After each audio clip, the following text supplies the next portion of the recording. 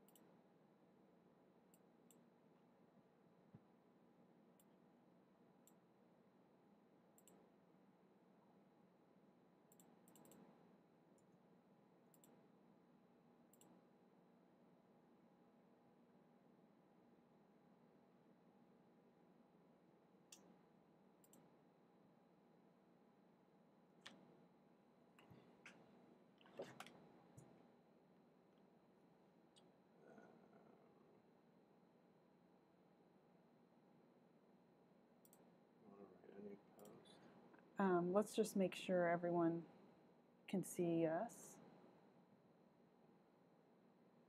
All right, there's 2 people watching now. Okay. Hey guys. Sorry for the technical difficulties. I'm going to wait till a few more people are over on the new link. Looks like they're coming in.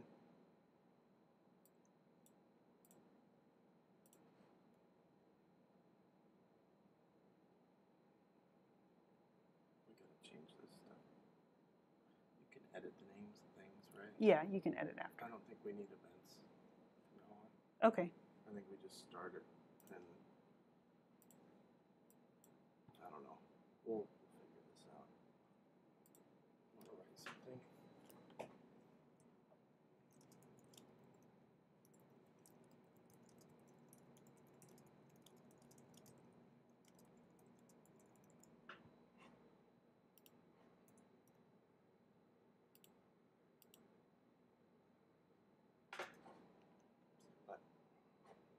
B-U-T.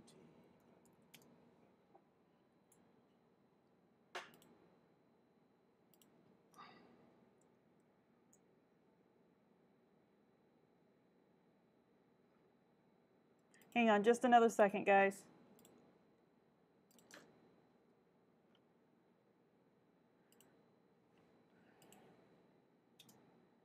For week 2.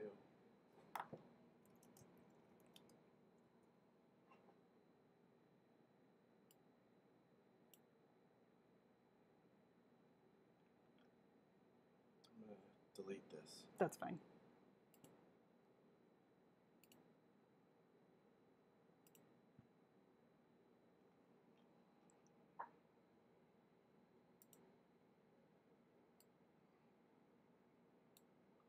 All right, we have 4 people here. Hey, Nate. Good, I'm glad that's coming through. Okay, I'm gonna go now and start posting that link for everybody. Okay. Yeah, we're just going to wait till we get a few more people over with us. We're waiting on a few people. Hi, Kayla. How you guys doing? Sorry, we had tried setting up something a little different with the YouTube. Instead of doing the Stream Now option, we tried scheduling the event, but for some reason, it wasn't streaming to that link I had sent you guys, so we're going to have to figure that part out. Oh, you had to refresh your feed?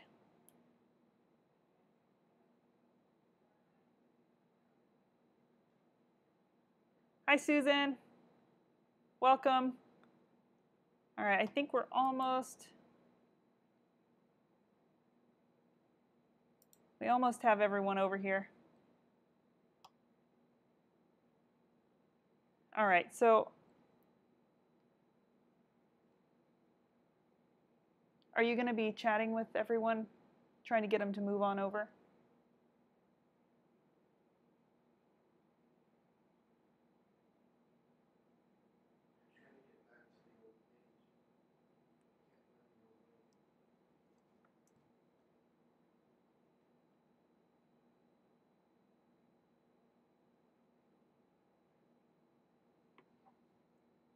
No sound yet? Well, I haven't been talking. Can you hear me now, Hugh? Is everyone else hearing me on audio?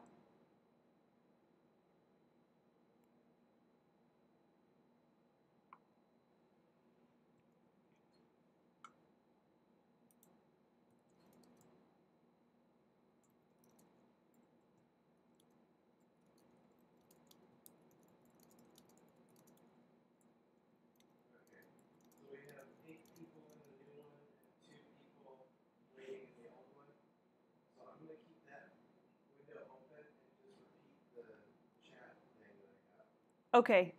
All right. All right, so let's go ahead and get started. Thank you guys for your patience. How's everyone doing? How was your week? Did it go okay? I know a lot of you said, this was hard. This was a hard week. So I think you guys did really great. I did on some of yours, I hardly had any suggestions, but you guys did pretty good. And all of your practice for the eyes and nose and mouth that you guys sent in were looking pretty good. Did everyone get the link earlier in the week? I'd sent out an email with the extra content, drawing the head from different perspectives. If you didn't, it's going to be included with the new module being released today. You'll look for it in the download section, and you'll see a PDF with all of that, the new content with the heads from different angles and more practice material. I also wanted to let everyone know that when you log in for your new class today, when you check in the download section for the newest module, week 3, you will see a download, an MP4 of the video itself. So you guys can save the video to your computer and watch it anytime in the future. I will be uploading the previous week's videos to the download section, so by Monday, you can go back into your login and check those, and you'll be able to download the previous videos to your computer. Okay, so let's go ahead and get started.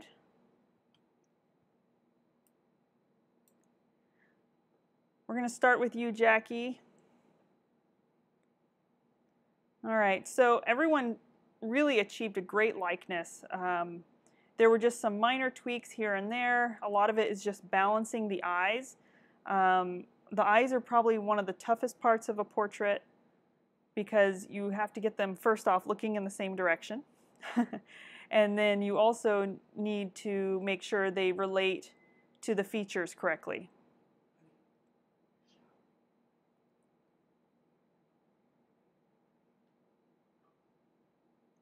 So let me pull up my corrections for this one. So really nice job on your portrait. A few suggestions I had. Let me get a different color here. There were just a few minor things. Lift the angle here in the brow. Just the areas in white are the only areas that really need some of the editing. Okay, open up your shadow shape here. Look at the angle. A lot of times you'll see a dark midtone in this area, but you really want to look for where your core shadow or your dark shadow line is along that cheek. And if you watch this week's videos, we talk about the planes of the head and the shadow shapes, so you can modify that a little bit before you begin the tonal stage. The wing of the nostril here just needs to come over to the right just a little bit, and the opening to the nostril needs to come up. just a small amount. These, again, are very minor changes, and it's just going to help lock in the portrait. On the eye here, let me zoom in a little bit. You're going to bring this brow arch down and pay attention to the width and where the arch in the brow changes.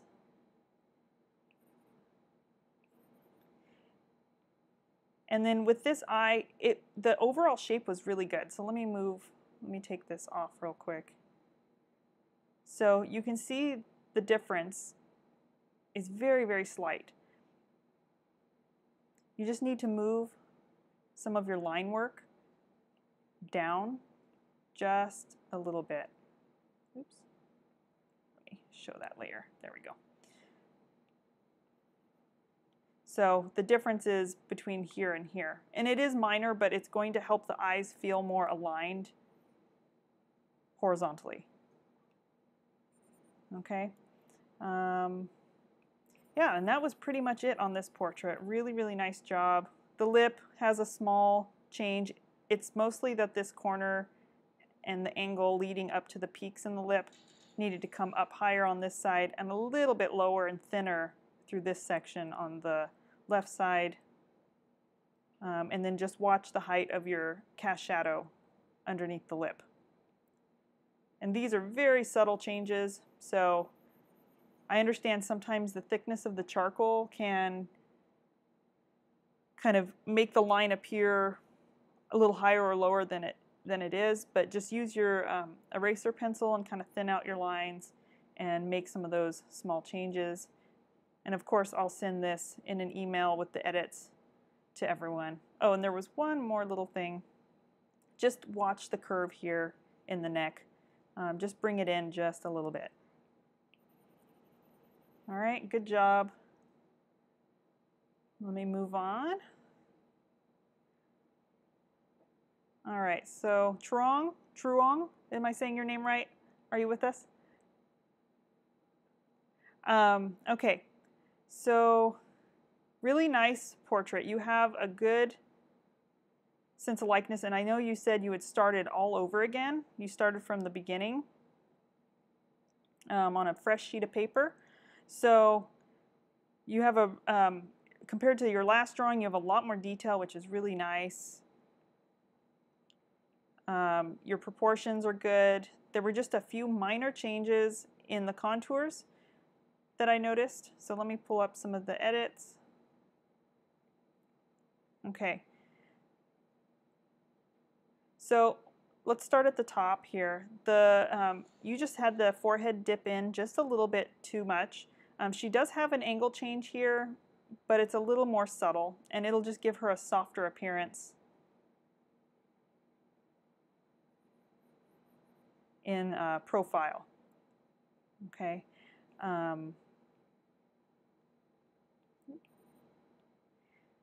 The eyebrow just needs to push forward a little bit, but leave the eye positioned where it is. The only reason I drew over the eye here is just that the lid itself needs to raise up. So this lid here needs to raise up, but the eyelash line and the eye are pretty much in a good spot. Also reassess this angle. I think you might just need to open the eye a little bit more. So I'll show you what yours kind of looked like. Okay, so your position here. Zoom in. It's harder to see. Okay, so your depth here is good. But like I said, you just need to raise that and then make sure you're opening the eye enough and bring the brow forward just a little bit here.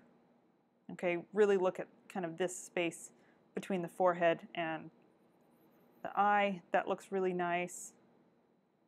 The nose, again, a very minor change, but you have a line kind of dipping in here, which gives her a little bit more of a strong hook in the nose, and she does have that, but it's a little more subtle. So just straighten out this little tiny section here to here.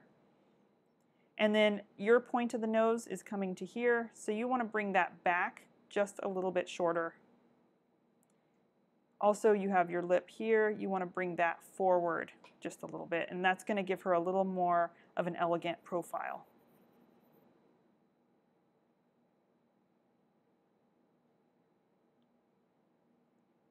On the bottom lip, she does have a bottom lip that juts out a little bit further than her upper lip. So just reassess this point here and pull it out and a little bit lower. Your line was here, so let me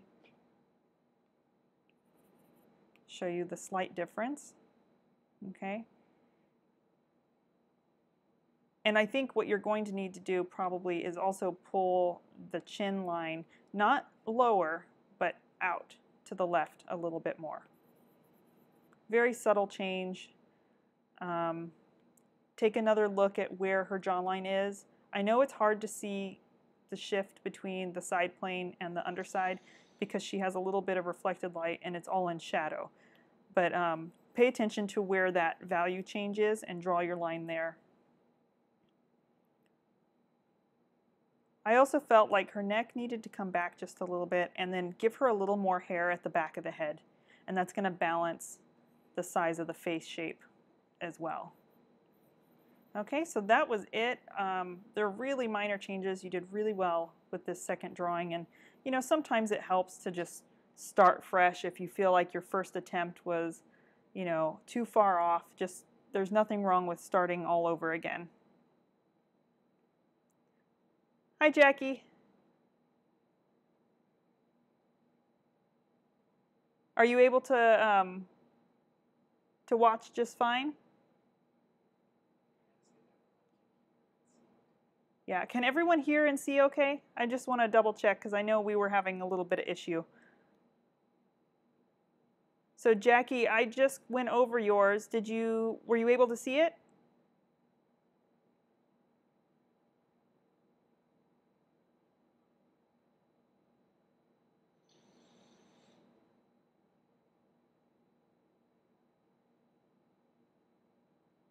Great, Kayla. Thank you. I just wanted to make sure everyone's able to hear.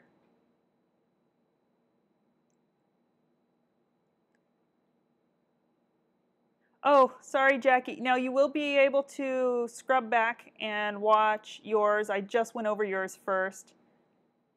Welcome, Linda. Okay. Yeah, you did really well, Jackie. It was just a few minor tweaks in the eye. And here, I'll open it up real quick for you. Really, really minor stuff. You did really, really well. Great likeness in the portrait. So yeah, you'll see.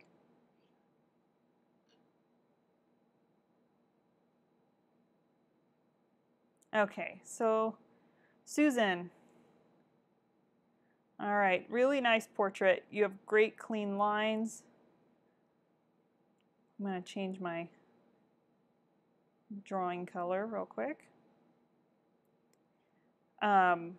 Yeah, really nice. And I know in this reference, it was really hard to see in this shadow shape right in here to see where the corner of the eye is. One thing you can do is lighten up your picture on your monitor, kind of bring the exposure up, and it'll help you see within those shadow shapes. So the changes I saw in yours were pretty small as well. So let me pull this up and let's go over them one at a time.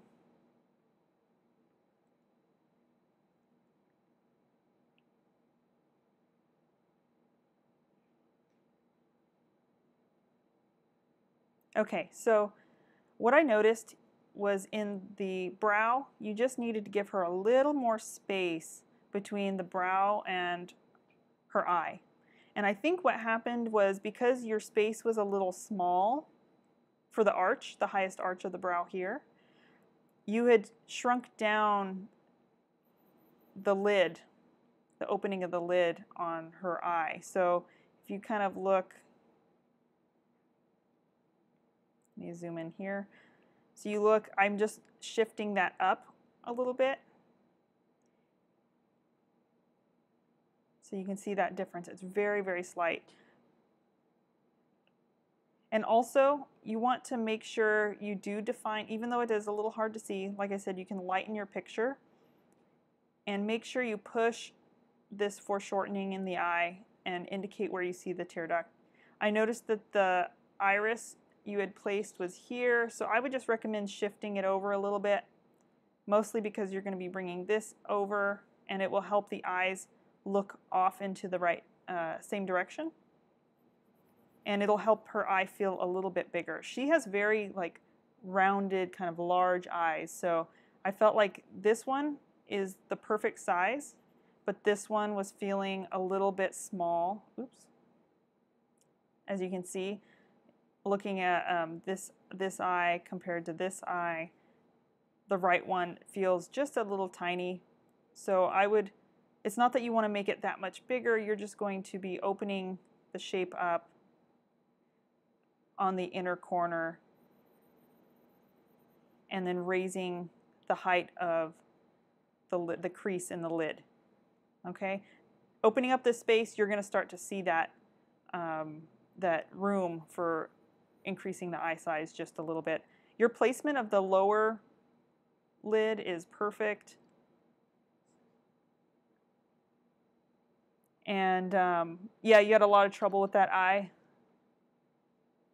Yeah, lightening the reference photo. I had to do that when I was looking at this area in the eye, and I could tell you kind of left it blank because you probably weren't sure exactly where it sits.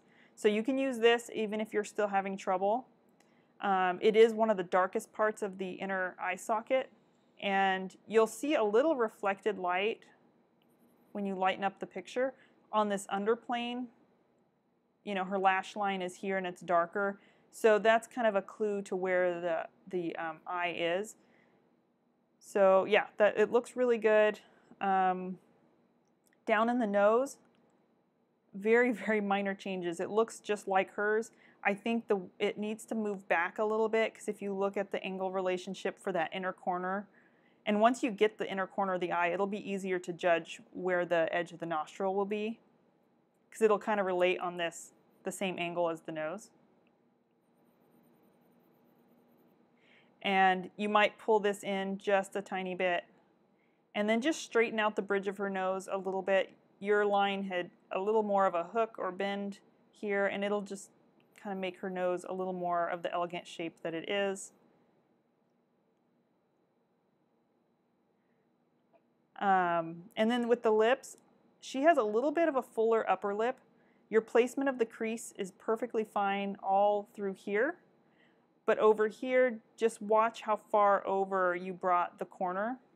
It's really close, but I think it might have just been the thickness of your charcoal. So just make sure, and I know this area is also very hard to see, but if you zoom in on your photo reference with the lightened version, you kind of bring up the lights a little bit, you'll see that the crease of her mouth is up here, and then she has a little thin cast shadow beneath that. So it kind of tricks you into thinking that the bottom of her, or the opening of the mouth is down here, when really it's up here. So just take a look at that, and I would just suggest bringing it up a very, very small amount, and then as a result, you're also going to bring your cast shadow up and over just a little bit. But other than that, everything else locked perfectly into place. The hair looks good, the face shape is really nice. Did you have any other questions or other areas that you wanted me to address?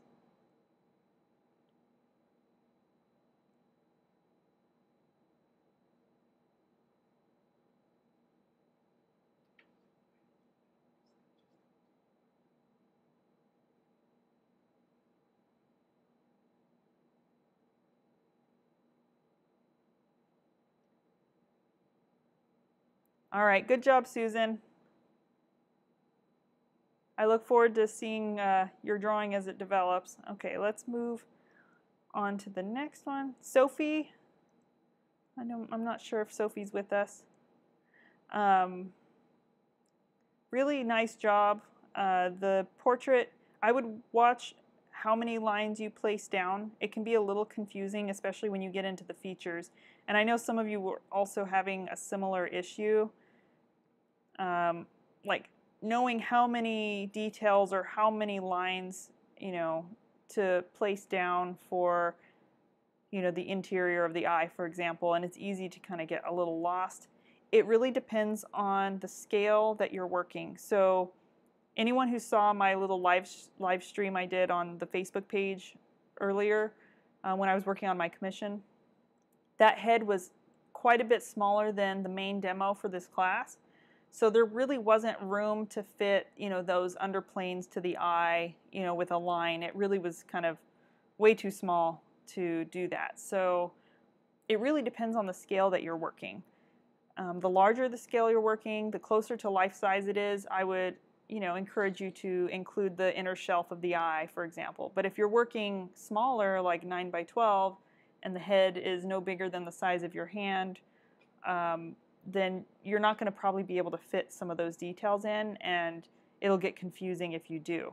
So some of my suggestions here is to raise up the eyebrow, mostly at the arch. And I noticed this for quite a few people, actually.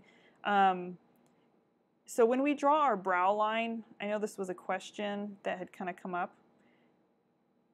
When we draw the brow line, it's usually somewhere in this range. I would say somewhere between here and here. I try to aim for it right in that keystone shape. Just kind of imagine a dot right in between those areas. The brow that's usually where the base of the hair is, or maybe a little bit into that. It depends on the person. Then the brow arches up from that and then down. So it will go above that line. I know that was a question that had come up, so I wanted to just mention that. And then I think the eye, once you open up that space, again, you're going to have room to kind of bring this right eye up. And I would just suggest simplifying some of the line work and clean up some of that the charcoal, just so it's more clear when you move into the tonal stage where the contour is of the lash line. Even if you can't really include this inner shelf here, at least get the outer lash line, and then the rest will just be pushed into shadow anyway in the drawing.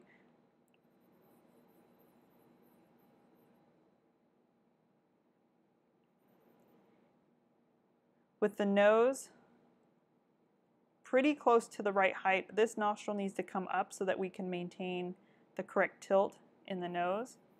And then just make sure that the ball of the nose, you have it centered on the right side, but on the left side it had a little bend to it. So just watch the placement of that. And you don't really need to draw. I know on head-on view it's kind of hard to decide where do I draw the lines for the bridge of the nose.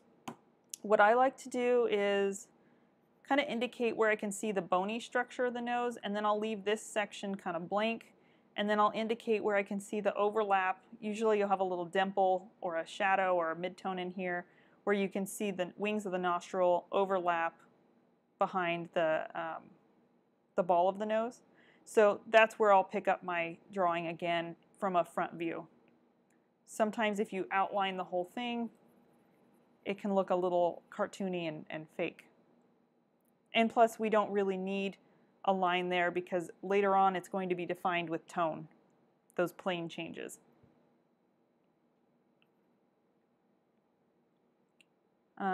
Moving down to the mouth, really great placement. Just make sure you're cleaning up some of the line work as you're refining your drawing. So sometimes your placement marks, start to clean those up a little bit. And I would say the corner of the mouth just needs to come up a small amount. And leave the left side of the mouth where it is. Just bring up the right corner and make sure you have your shadow shape under the lip.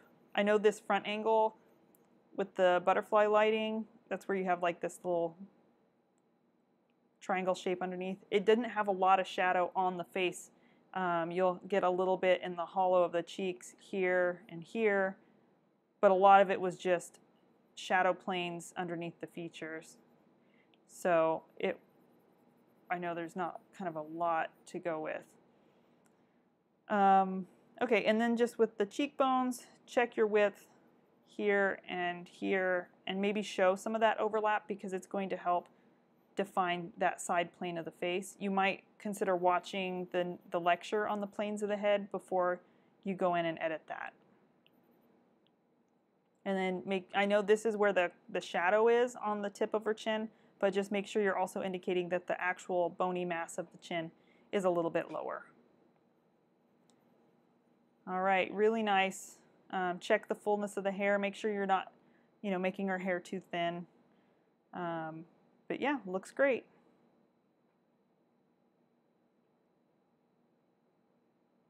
All right, Nora, are you with us?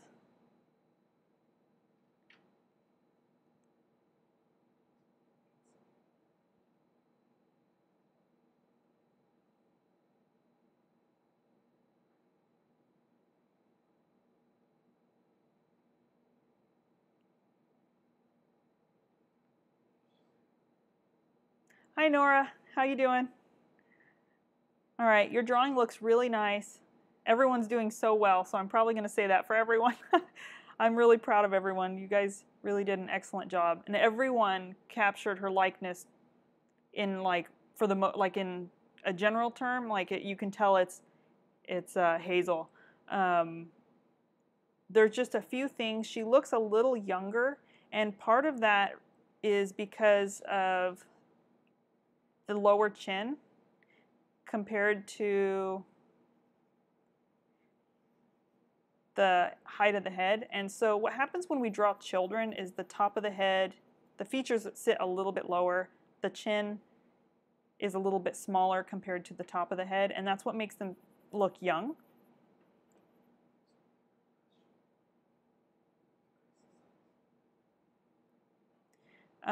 So some of my suggestions just had to do with balancing out some of the core features. The main thing is actually dropping the chin a little bit. Is real small change as far as where you'd placed your shadow shape, but the corner of the chin should be a little bit more sharp and a little bit lower. That's going to make a huge difference in the overall feel and likeness. Also, just make sure you drop that corner of her jaw so that it feels like it flows into the lower chin. With regards to the features, you did a really great job. What I would suggest, just really minor things, watch how far to the left you see her eyebrow. Look in relationship to the tear duct. That's also going to make the eye socket overall feel a little bit bigger. And look for the height in the crease for the eyeball. It should just be a little taller, a little more open. She has quite a full upper lid. I would also lift the outer corner so that she has a slight upward angle. So just to make sure it's not dropping too low. And that's going to get a little more likeness in her eye. And then just make sure you have the iris pushed a little bit over to the left so that it looks in the same direction as the left eye. On the left eye, you actually need to drop the eyebrow a tiny, tiny bit so that we can get this correct tilt relationship.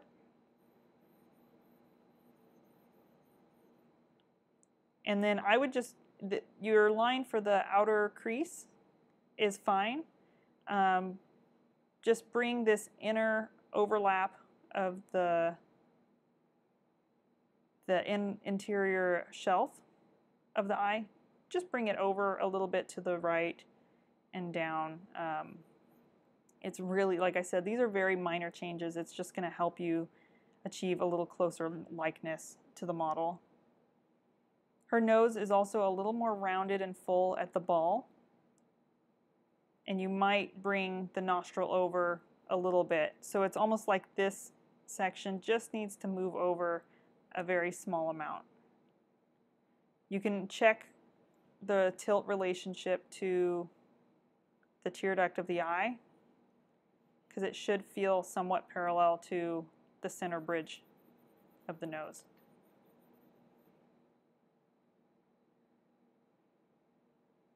And then the mouth overall placement is really good. Keep this corner pretty close to where you have it. I would just lift it a tiny bit so it doesn't feel like it's pushing down too dramatically. And then bring your corner down a little bit so that we can make sure we're keeping the same perspective on all the features. That's really kind of tough at this stage. You know, we work on getting the placement, and that's why we work on just drawing those vertical lines. But as we start detailing features, sometimes we lose sight of that.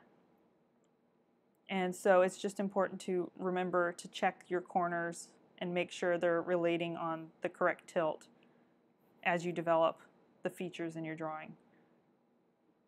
Everything else looks great. Ignore the neck here.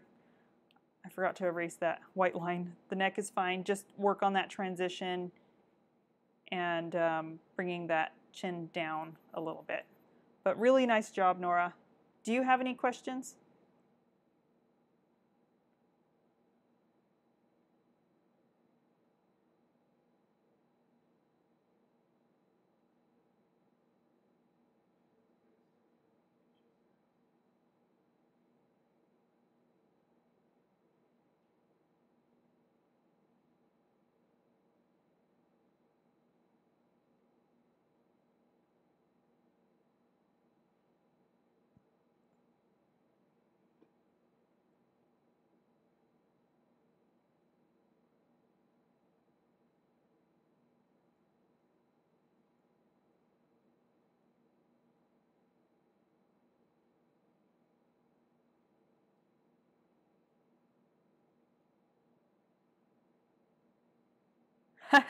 Yeah, I know.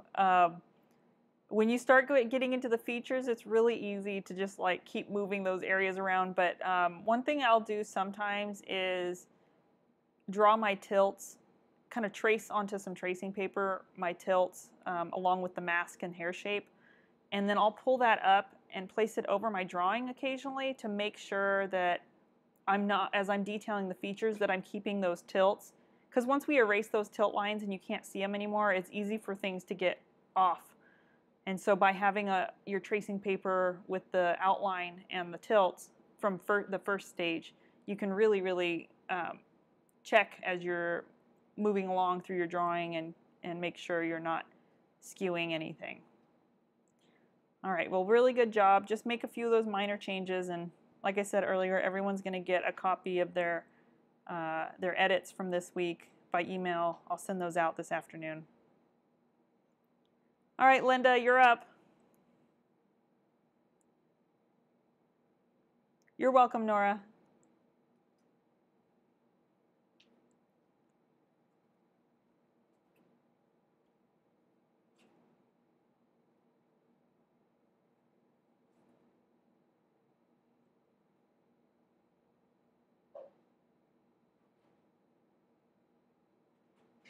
All right, Linda, so really nice job on your contours. There were just a few minor things that jumped out to me. The first one being the width of the mouth feels a little wide overall. And this eye feels a little bigger than the left eye. So when I first start drawing, one of the things I do, so we have, let's just go back to the previous stage. So we have our tilts kind of lined up, and you know, we have our placement. What I like to do before I actually go in and draw the individual shapes is I will mark the height and width placements.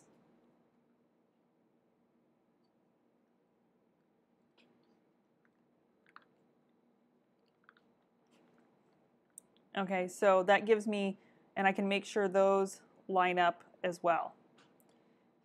So I would go through and just put little kind of tick marks in the places that I feel are important. That includes the arch of the brow. And then I'll move in and actually outline the features. Okay, so let's look at some of the edits. Okay, so pretty much most things were in place. Like I said, the width of the mouth you want to narrow, but the height of your mouth was good. So just make sure you bring in those corners and taper the corner of the upper lip and lower lip accordingly. Don't change the height too much. Pretty much leave it where it is. Just scoot those in towards each other. And if you need to check, drop a vertical line down from the corner of the mouth and see where it lines up on the eye. And that can be a helpful technique for placing the corners of the mouth. You kind of want to think of the eyes as the anchor of your drawing, and especially in a head-on view. And you want to look at the relationships between the nose and the eyes and the mouth, and even the nose and the mouth. You can kind of use diagonals to help you make sure all of those relationships are working. Pretty minor change in the hairline. I think she just needs a little more height in the forehead. So just mostly in this section, bring it up a little higher. Spot on. Just bring it up a little bit higher to allow a little more space between the upper lip and the bottom of the nose. And this is going to especially be helpful when you place your cast shadow underneath the nose. That way the shadow doesn't drop too low and not leave any space in between the edge of the shadow and the upper lip. And I wanted to just ask if this was the shadow or if it was the underplane when you drew it in. So just make sure that you have both of those indicated, because in the next stage you're going to want your shadow shapes kind of drawn in, and then you'll have your underplane indicated as well, just to make sure we have enough height in this part of the face. The ear can move a little wider, and that is pretty much all of it. Make sure when you're going into the eyes to bring the iris over a little bit, and then make sure you have, because it's head on, make sure you have kind of similar spacing from the corners of the eye, and that the overall size of the eye here to here is equal. It's the same width. You can also check your heights. I don't think your heights were too far off from each other in terms of the eye. I think it was more of a width. Let me remove this real quick. Yeah, so your heights seem pretty good in terms of their relationship. This eye just feels wider than this one, and if you look at this space here and this space here, you can see the difference.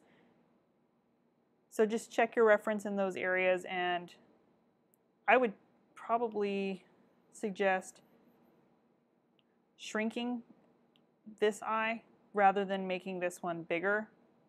It might be a little bit of both, though. You might be closing this a little sooner, but opening this one up a little bit.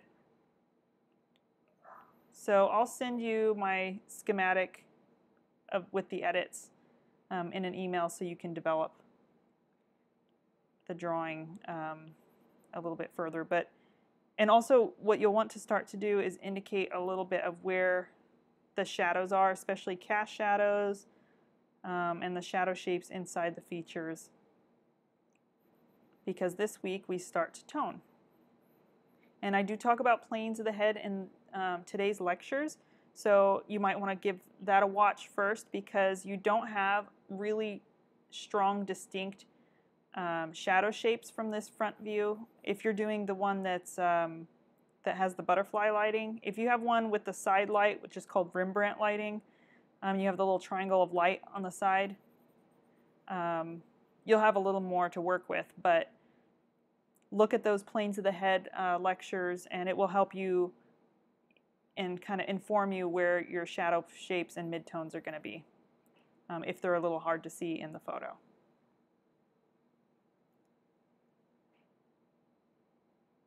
Okay, Linda, you said so that was the shadow. So just make sure you indicate the lower chin edge where you can see that reflected light. It's going to be a small change, but it will help with the overall height of the face. Do you have any questions, Linda?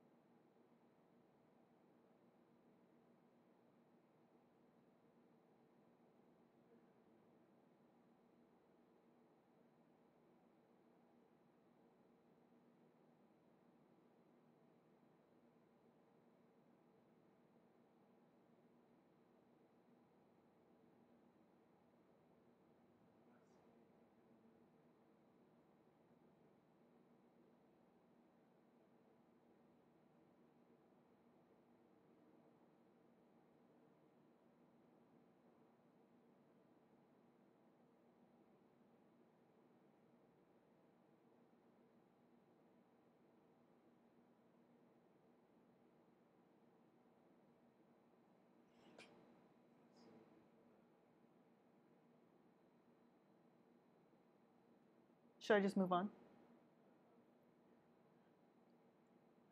If anything pops up, Linda, just type in your question. Okay, so Kim, are you with us, Kim? Oh, there you are. There are two front photos, and you're using the lighter one, not the butterfly lighting, so what should I do then? So yeah, you can still watch the lectures on the planes of the head. That's going to be very helpful to informing where your lights are, or your lights and your shadow shapes are. But you will want to draw in your shadow shapes before you move into the next stage, which is the tonal stage. So you'll see from the lectures, I'm going to have everyone do a value study, and we're going to talk about planes of the skull and planes of the head. So yeah, it will help kind of inform where your shadow shapes are. All right, Kim, you are up. So yeah, I see.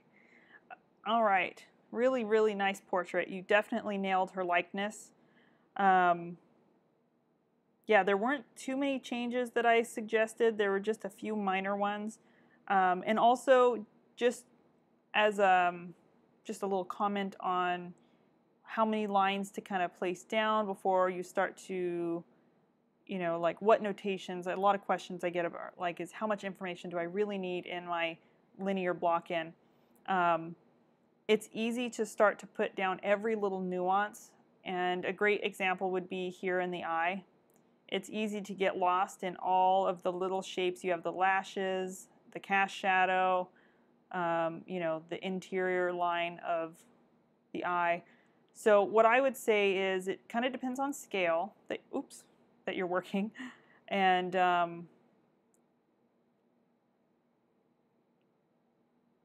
so yeah, it depends on the scale that you're working at. So if I'm obviously drawing like life size or larger, then I'll have room for all of that. But at this size, you might, for example, leave out some of the smaller shapes and just kind of simplify by drawing the contour of the eye and then an indication of the cast shadow.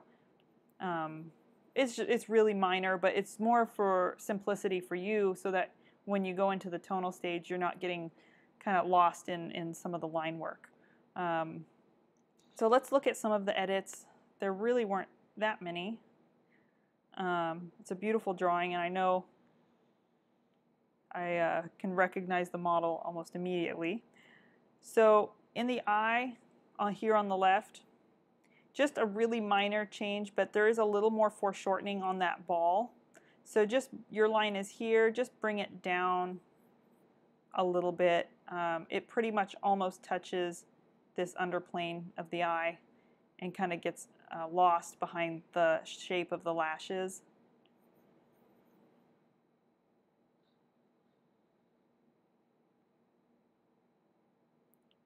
And here on the right, I would just drop the lower opening of the lid, open it up a little bit more. It feels a little bit tight in that space here for the whites of the eyes. But like I said, I wasn't quite sure because you have the cast shadow kind of marked out. But I assume this here is your inner rim, which feels a little bit high if I look at the diagonal relationship. So just reassess that. It's really, really minor. And here in the nose, just a little bit of the width of the wing of her nostril. Just bring it back a very small amount. And then with her upper lip, almost everything is spot on. I would just say to maintain the correct tilt, bring this peak here down a little bit and make sure that where you have these kind of dipping, the little apex of where that angle change is, just push it forward a little bit. It should be maybe more right here. And the reason is the mouth sits on that ball shape, and so it's protruding just a little bit. So it's going to sit forward of the center line that we had drawn in the face early on, that you see here in the chin. Okay, so sometimes it'll sit a little bit forward of that line. Do you have any questions? Really nice drawing, and I will send you an edit of your profile, though I didn't see many changes in that one either. So you're ready to start toning. Just remember when you go in after you watch the main demo to just tone your shadow shapes. Don't get into any of these mid-tone areas that you've marked out. Just stick to the shadow shapes. All right, perfect. Great job.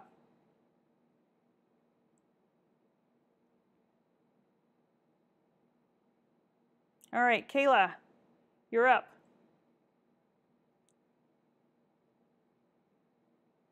Your contour looks really nice. I just saw your comment, Kim. Yeah, I like simple too. It's easy to get too complex. So try, think in terms of kind of minimalism, but you want just enough information to move the drawing forward. Hi, Kayla. Really nice. You really captured her likeness. Let me pull up the edits. There really weren't that many. Most of it had to do with her nose and placement of the shadow shape, but there were two pictures that were very similar and I wasn't 100% sure. One of them has a shadow shape that's a little further back and one's a little more forward. I chose the more forward one, but you can see that you're marking for the edge of the shadow. I think what you're marking is actually more categorized as a mid-tone. So what you're looking for there is the core shadow. So kind of the deepest part where that plane change starts. And again, with a profile view, you might look and watch the planes of the head videos and the ones on the skull structure and the value study to help you decide where to place those shadow edges. So my suggestion with the nose, they're very, very slight. Let me pull this away first. So pretty much we're just lifting her nose a very slight amount higher, and it's not so much the point of the nose, which you have here, we're bringing it up a little bit and making this a little more full, but it's actually more in the nostril and the wing of the nostril, the height of that. So be careful not to squish it too narrow. So I'll show you again. It's a very slight difference. But it also helps make her nose not feel as pointed, to kind of round out this shape a little bit. And also notice how this pushes in before it comes down into the lip. And now this here, this difference is very slight, and it's probably just the width of the charcoal. So I'm not going to push you on that. Just clean up your line, and remember her upper lip sits a little further back than her lower lip. And in the neck, just make sure you kind of push this back here a little bit more. Not so much towards the top, but more in this section here. All right, really nice job. I think you're all set and ready to start toning. Do you have any questions, Kayla?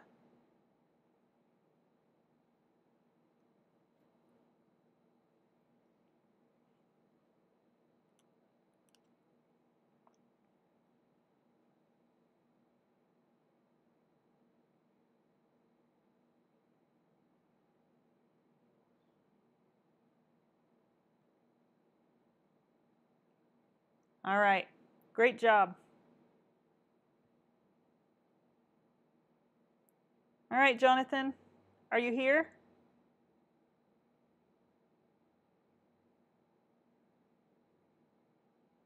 You're up.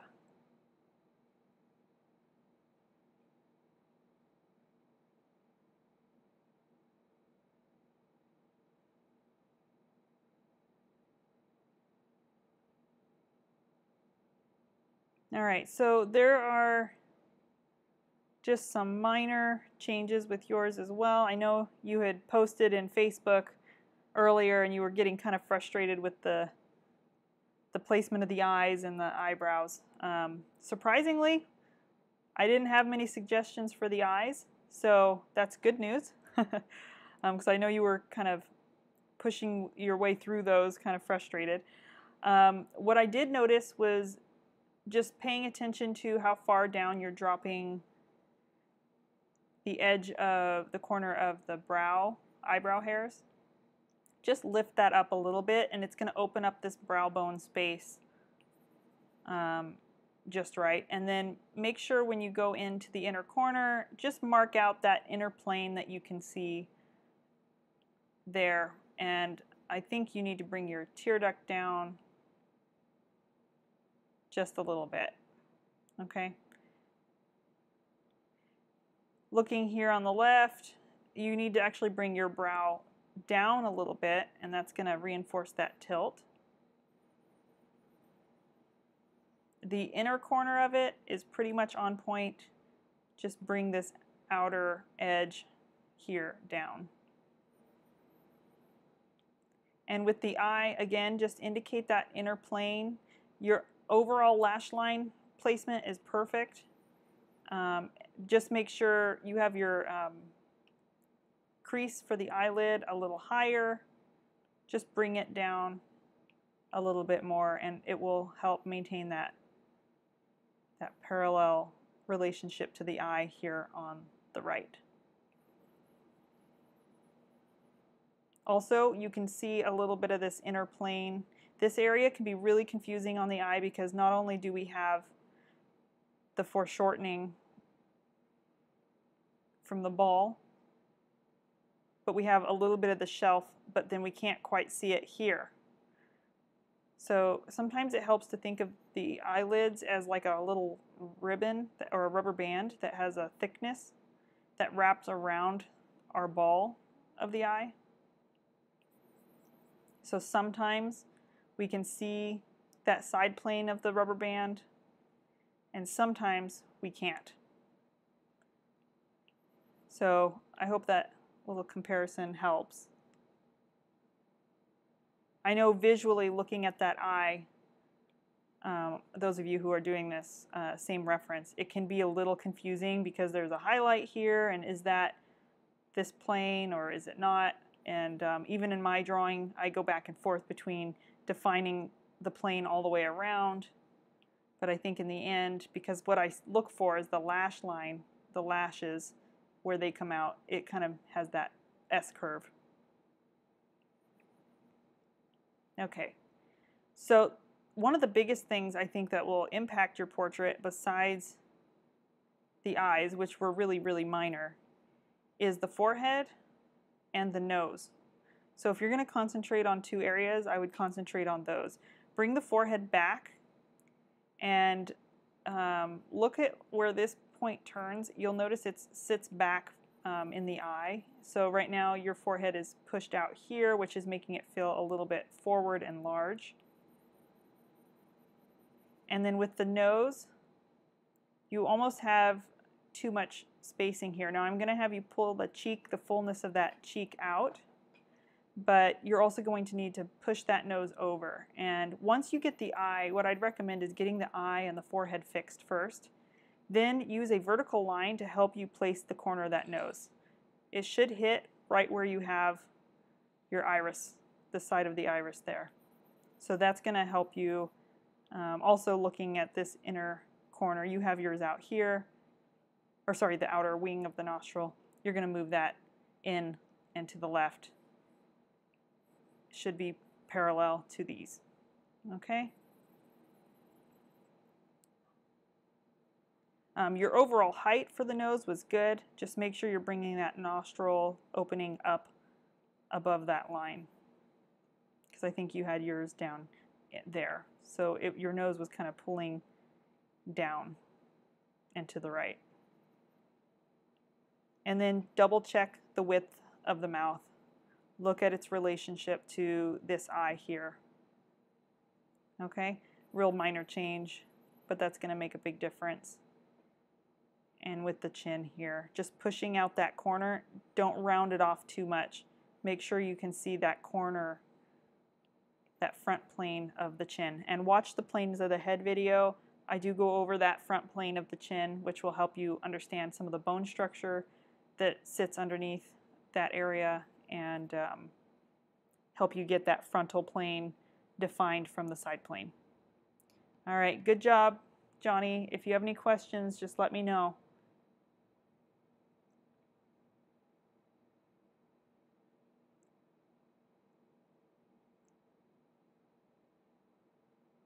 All right, Daniela, are you with us?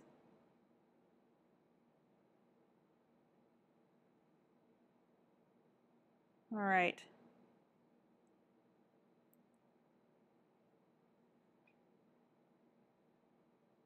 Pretty minor changes here. Really nice drawing. I like the clean kind of lines and the simplicity to your contours. I had just a few suggestions, most of them having to do with the nose and the left eye.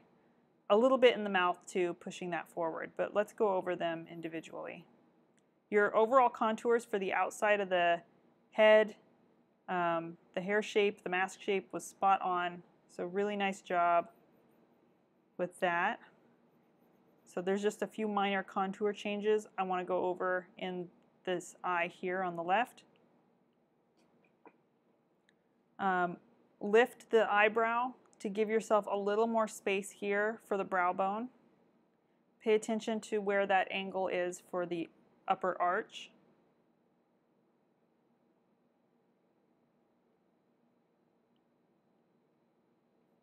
Oops. Okay, that's going to give you a little more room here, and it'll feel a little more congruent to the eye on the right. And then what I would suggest is just taking, you have this kind of cutting into the eye. I would bring it open just a little bit more and then open up this a little bit more. So as you can see here, it's going to get her eye to look up and out a little more true. And here, just look at defining that inner corner a little more sharp. So let me move. So just pull that inner corner of the eye down a little bit more, the tear duct, and then just kind of push it. Don't lower the upper lid. You want to just bring this down so that we get the correct tilt to her eye.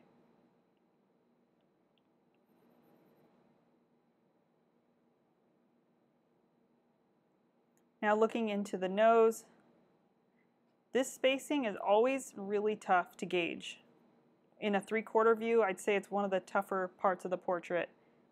A lot of times we'll either make the nose come out too much, or we straighten the nose out too much and we don't create that overlap strong enough. So just push that to the left a little bit more, and then this outer wing of the nostril here on the right side here, you're going to bring it over, again looking at that parallel relationship to the eye and the bridge of the nose.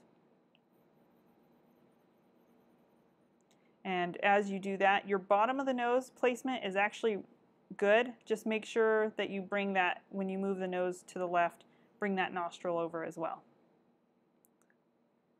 The lips, very, very close. The only suggestion I had is, again, watching that corner where the Cupid's bow is in the lip. Remember, the mouth sits kind of on a ball shape, so it's pushing to the left a little bit. So you want to make sure you have that peak or that dip in the correct placement. And that's going to, so if she was facing that way, the curve would be that way for the lip. So when she's facing this way, it's going to push that way. Okay? So it's just going to push a little forward on the face. But overall, really nice, just a few minor changes, and you'll be ready for toning. All right, good job. Let me know if you have any questions. If they come up, just send me an email. Hi, Diana. Are you with us?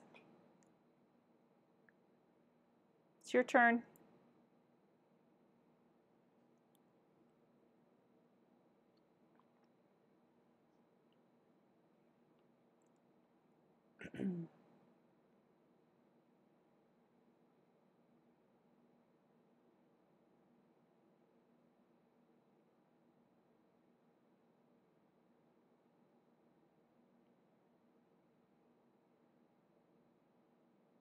All right, well, Diana, your portrait looks really nice. You got a nice contour along the nose and the forehead. Placement of your features and your shadow shapes look really strong. My only suggestion is this area here, and it seems to give a lot of people trouble. It's the placement of the mouth and kind of this transition between the nose and the upper lip. And our tendency is to want to push that upper lip out a little more, which is where you have your line. So you can see just a subtle contour change. And then also the height that you would place the opening of the mouth is a little taller than it actually is. So we need a little more space there, because your cast shadow comes down, but it shouldn't touch the lip. So what we want to do is bring that down a little bit. So I'm going to show you the difference again, just really small. The main difference I see too is pushing this chin back. So going back to looking at the big relationship between the angle relationship between the chin and the nose, you can see that the line that's correct actually touches the bottom lip, does not touch the upper lip, and touches the chin. So just make sure that you pull that a little bit lower, the opening of the mouth, and then push this contour of the chin back a little bit more. And also pay attention to the height of where that opening is and where that angle change is in the lower the transition between the lower lip and the chin. I think she had a little more fullness too, so that's going to help the forehead, keep the forehead from feeling too large, is to drop this chin a little bit lower. And you might, I know it's in shadow and it's kind of hard because her hair comes in and hides the ear a little bit, but you might indicate a little bit of the lobe and the inner ear canal just so you have some point of reference as you move forward in your drawing. But really nice job. If you have any questions, just send me an email. All right, Beth. Are you with us, Beth?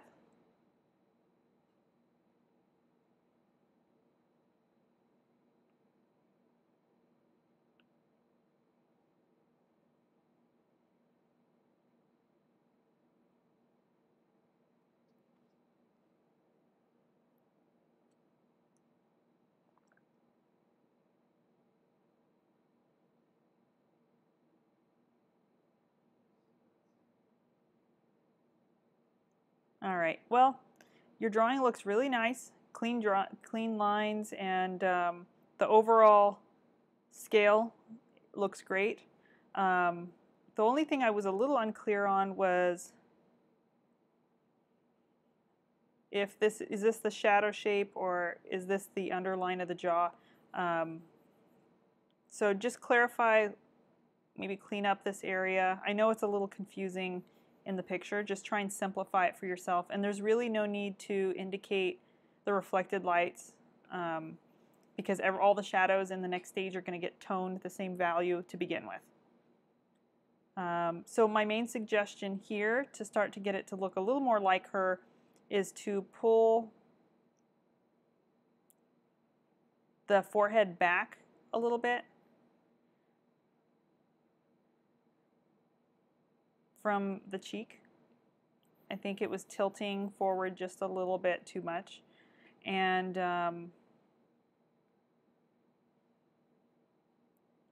maybe bring the hairline down because her forehead was feeling maybe a little large in this area. And what happens when we have a large forehead and a small chin area is they start to look a little bit more like a kid, or they'll look a little bit younger. So just to kind of edge it a little bit more towards her age, we're going to bring that down and then just make sure you're defining this as the corner of the chin. The biggest change will be here in this eye. Your left eye is pretty close. I would say just bring the thickness of your line for the opening of the lid and the upper lid a little bit lower in the picture. So let me show you. And remember to think about that ball shape when you're drawing because it really can help you get that feeling of the third dimension, especially on a foreshortened eye. The far eye is always one of the toughest ones to draw. One thing to look out for when you're doing a 3/4 view too is when you're drawing the eye on the right side or on the side closest to you is to make sure you get the spacing correct here.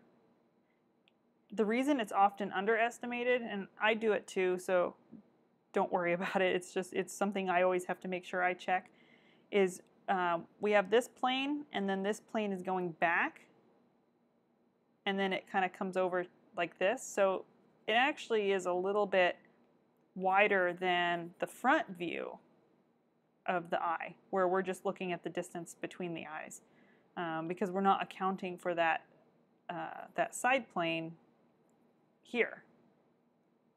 So it's a little deceptive, and so just make sure you're looking out for that. So you have your corner of the eye right here and here. And then also your tallest peak of the eye is here to here. So you have a diagonal kind of happening this way. And what it should be, because the eye is looking out to the left, this way, the highest peak should be here, the lowest peak should be here. So you should have a diagonal relationship. What that's going to do is bring that lid down and over the iris a little bit and give you that feeling of the ball of the eye pushing out. So let me bring that up again. But before you do that, make sure you get first by the correct placement. So mark the inner corner and outer corner by bringing it over just by about that much. And then I think you can extend the brow a little bit further back so that you have a nice large eye socket shape that feels appropriate to the size of the head. Okay, and then double check the height in relationship to this eye on the left, because this one's the closest to being correct. And let's see, bringing this brow down a little bit, just a small change. And then here in the nose, make sure you're bringing the nostril wide enough. I've gone over this with a couple of other drawings, making sure you have that parallel kind of relationship to the inner corner of the eye. So if you look at yours, was a little bit more upright. And just make sure when you put in your nostril, the opening of the nostril should always sit above this curve, which is the wing of the nostril, because it tucks up into it. So just make sure you're not bringing that too low. Moving down to the mouth, a very, very minor change. And part of this is probably because on this photo there is a double shadow in the mouth. There's the opening to the mouth, and then there's a cast shadow that drops lower and kind of conceals part of the lower lip. And I know the photo can be kind of dark, so you might try lightening it just so you can see some of that difference in that part of the picture, and just bring that up. And that should lock everything into place. I would make sure, again, you define that corner of the chin, and it's going to start to make her, that combined with the forehead and the eye placement, it's going to start to feel more like her age. All right, good job. Last one. Carolina, are you with us?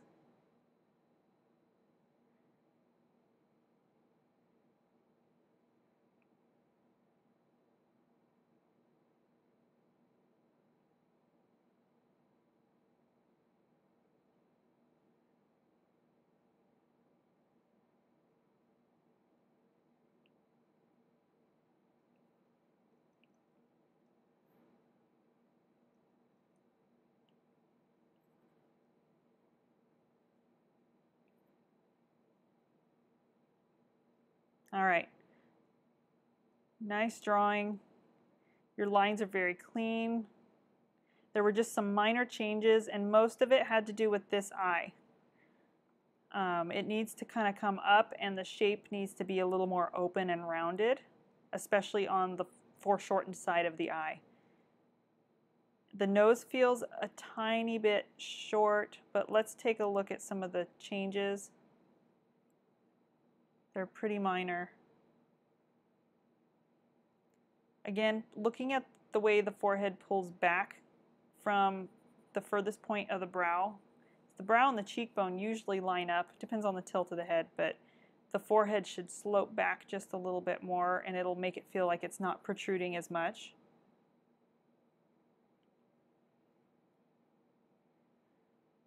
Bringing the brow down just a little bit, and making sure you actually have the correct width, pushing the eyebrow and a little bit of the shadow over to the left on this right eye. The main work needs to happen with this eye. Where you don't see the lines here, that's in the correct placement. It has more to do with pushing this curve up a little bit more and making sure you open up the inner eye a little bit more. So let me zoom in on that.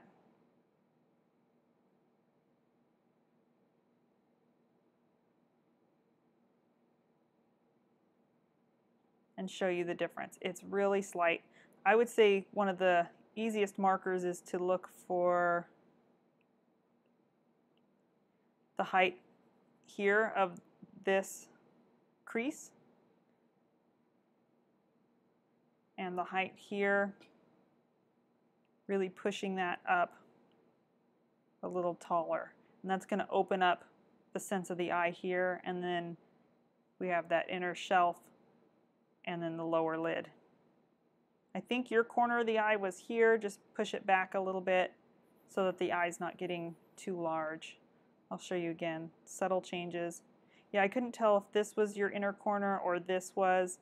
And I know the photo is a little dark in that area. Try lightening it up to help you see, and make sure that the highest peak on your arc favors the left side, the lowest peak favors the right, so that we have that diagonal relationship and kind of dynamic quality in the eye.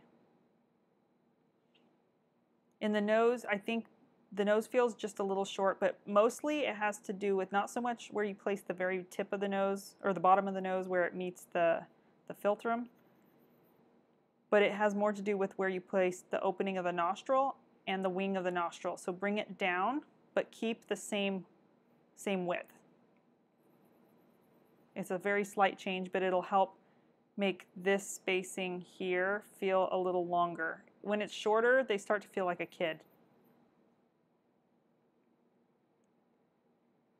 And then the corner of the mouth, bring that down and in a little bit. Check the alignment with the eye. Yours comes out just a little bit wide.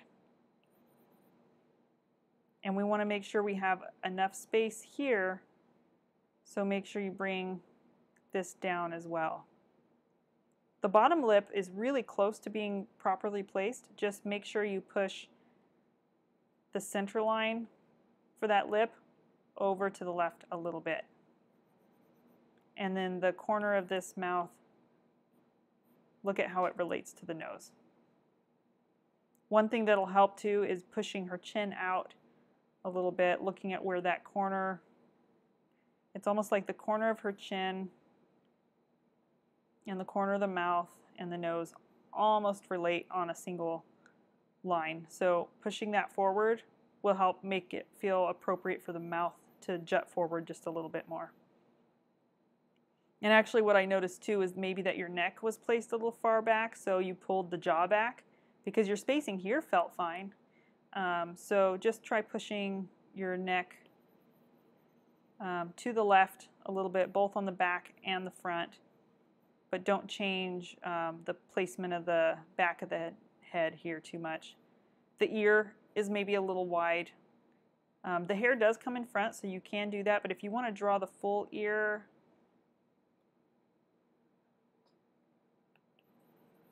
what I would do, if you don't want the hair kind of covering part of it, is just bring it back to about there. Out here it's a little wide, and what it's doing is it's pushing this space open a little too big. It's another tough spacing to kind of gauge on a 3/4 view, because we're actually seeing, similar to seeing two planes inside here, we're actually seeing two planes here. Okay, but we're going to talk about the plane changes in today's lecture. Those are up, and I'm going to be publishing them right after the class, so you guys can head on over and watch those. All right, so great job. Does anyone have questions? Okay, Nate, is there a good trick for figuring out curves near cast shadows beneath the nose? The upper lip meets the lower lip, jaw hidden in the shadow. Well, one of the things we talk about in today's lectures, the new lectures that are up, is the planes of the head, and having knowledge of those planes of the face and also of the skull structure underneath. I talk about both of those. It really does help you in figuring out the placement of both your your form shadows, those are the shadows like on the actual, planes of the face, and your cast shadows.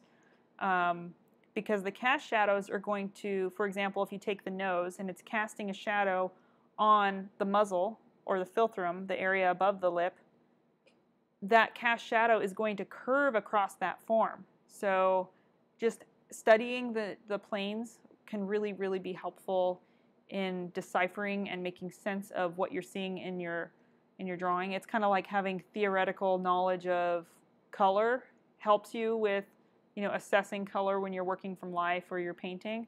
It's the same principle. So having a theoretical knowledge of the anatomy and the planes of the head helps you when you're assessing what you're looking at and making sense of it. Did that answer your question?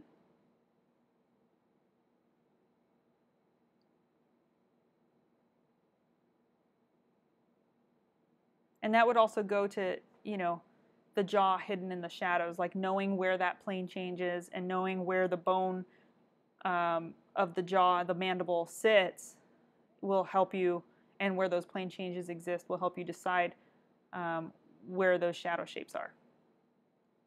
Perfect. Yeah, it'll make more sense once you've watched the videos. I go pretty in-depth into the skull and then also the muscular plane structure of the head and neck. I know it was a tough week with the features. It probably took a lot of time, and thank you to those of you who've been posting on Facebook and also posting your practice, the eyes, nose, mouth practice from your sketchbook. Those were looking really, really good. I'm going to try and get to those and give some suggestions and feedback on the Facebook page by Monday. If you guys had any further questions on those, just let me know. All right, is there anything else anyone would like me to talk about? Any problems that came up while you were working? Did the supplemental information help that I sent out earlier with the head in perspective and a little bit more elaboration on drawing the head in profile, those extra handouts?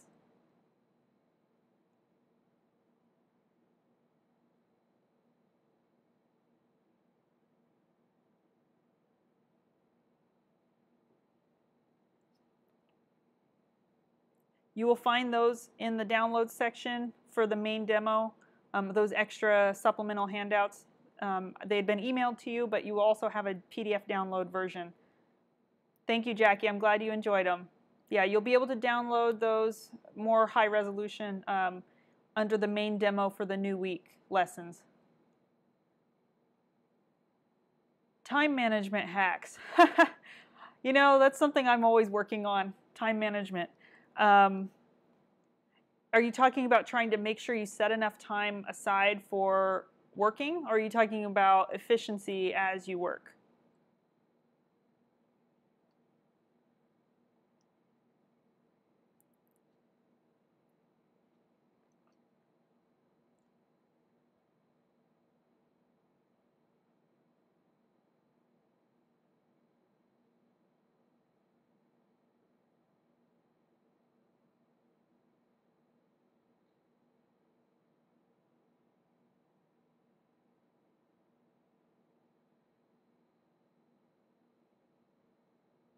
Both. You tunnel visioned. Yeah, it's easy when you're working on a single project, especially like when I'm working on a big painting or a commission that I have. I had a pretty intense commission I've been working on this week. I had to have done by Wednesday, a multiple figure piece for a book cover, and man, it's easy to get tunnel visioned and kind of get to a point where you don't really know if it's any good. You're staring at it so much. But as far as time management, it's important to set aside time in your week. A lot of you probably have day jobs that keep you pretty busy, but if you can at least give yourself 30 minutes to sketch, or it doesn't have to be a big art project kind of commitment, but just daily kind of practice. Think of it as kind of a meditative practice that you can do when you want unwind. I used to sketch a lot when I'd watch TV. Sometimes I still do. I'll sketch on my iPad a little bit, and kind of get some ideas out. And, but I do art all day, full time. So, I'm pretty immersed in it. As far as efficiency as you're working, the best advice I have is make sure your workspace is organized. And when you're setting yourself up for painting or drawing or whatever it is, that you have all your tools laid out and easily accessible. So that way you're not kind of interrupting yourself in the middle of the drawing. I'll go through and sharpen all my pencils before I start. I do a lot of prep work. And then I don't have to really stop that often and sharpen my pencils or, stop and try and rummage around and find supplies. I've learned over the years to get really organized. So my painting area, I have a large palette. I always clean every couple of days. And I also, excuse me, I have a paint organizer that organizes by color, and it's color coded, so I don't have to read, I don't have to think too hard. I can just go for the color I want. I used to rummage through a big bin with all my paints in one bin, and it would just really slow me down and interrupt my creative process. So just try and streamline your setup, and that can make a big, big difference. So I'm going to move on. Linda, you said you had trouble posting on Facebook. Was there a reason were you trying to post like your photos on there?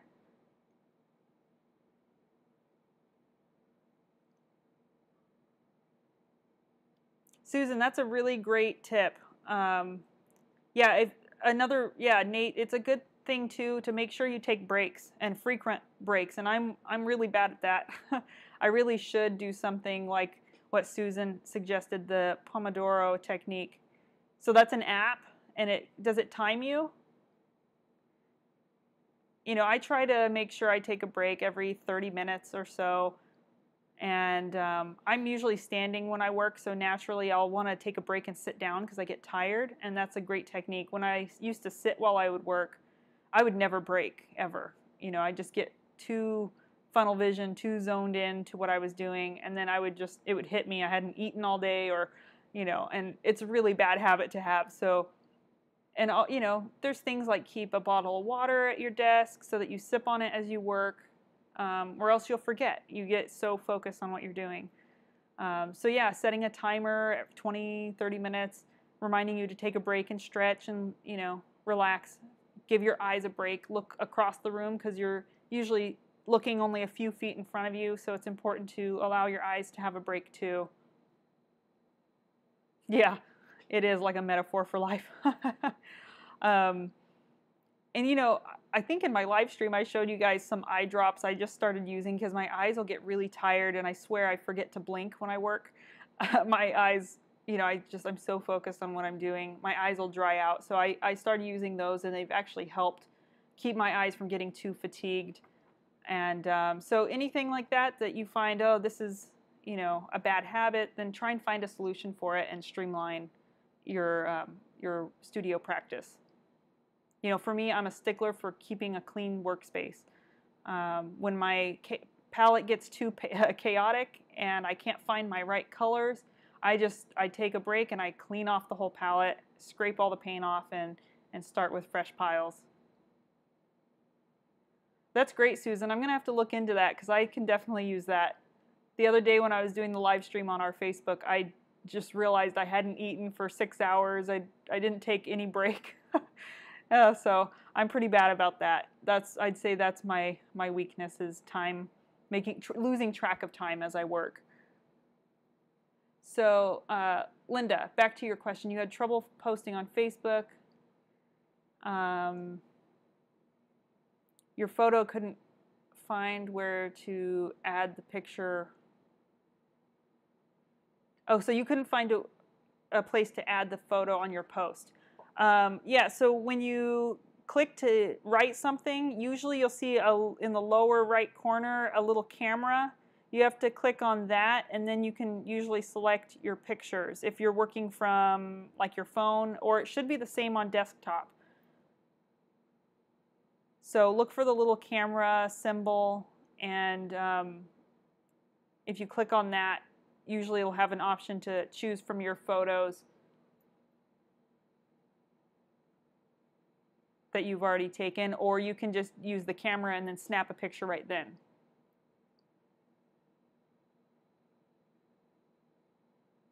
And Nora, you had a question. You received the book by Loomis, Head and Hands, right on point. Oh, thank you. Yeah, I love that book, and it's kind of my go-to book when I'm teaching and I'm referring people, because he's very thorough and he does go over the planes. And if you even look up planes of the head, what we're talking about in our new lecture today, there are a lot of different kind of versions out there. So try not to get overwhelmed and kind of stick to one or two. I try to keep mine pretty in line with the Andrew Loomis and also the Asaro head, which is a planes of the head model. But you'll see with some of the handouts I give you that there's various ways to look at it. There's simple ways and more complex ways. So, you know, they're pretty much the same. There's slight differences in, you know, in the interpretation. All right, any other questions? Linda, if you still have trouble with posting on Facebook from there, just send me an email and I'll try to send you some pictures or show you how to do it.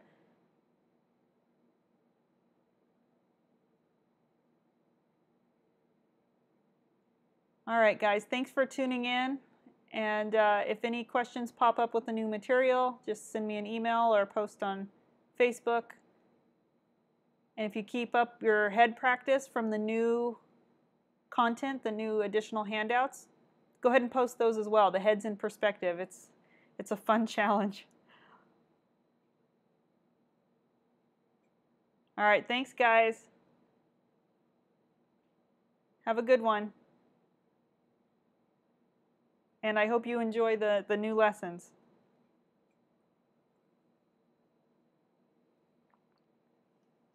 You're welcome. All right, bye, guys.